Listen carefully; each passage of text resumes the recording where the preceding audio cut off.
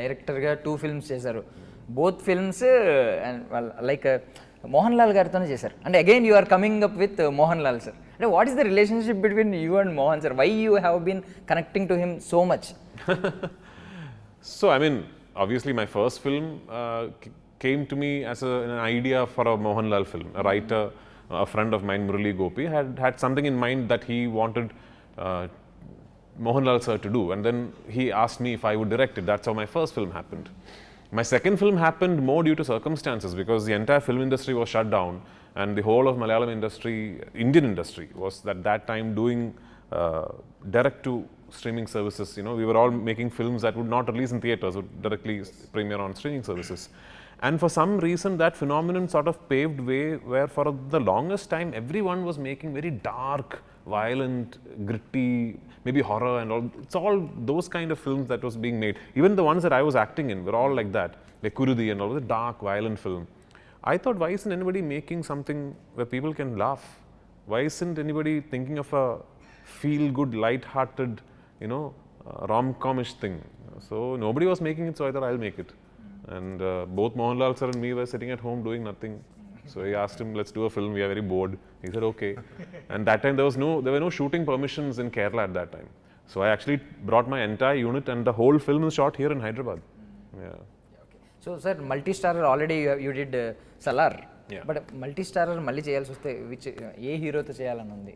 It doesn't matter for me. I mean, it's not who the actor is, it's what's on paper. It's a privilege to be working with Prabhas and Prashant Neel and Hombale and all that.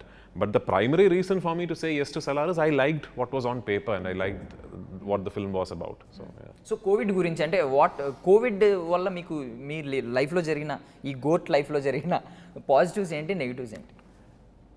Well, I mean, we can sit here and talk of a lot of positives of the COVID time, but then we should also not be forgetting that millions of people lost their loved ones during that phase. So a pandemic is never a good time for anyone. There might have been few things that you remember fondly about that time, but it's not fair for us to be saying, oh, that was a nice time. It never is. But there were lessons to be learned during that time, you know, yes. When suddenly everything was cut off and we were all sitting at home, and I think at least for a modern family, the most you must have spoken to your own family members must have been during the pandemic.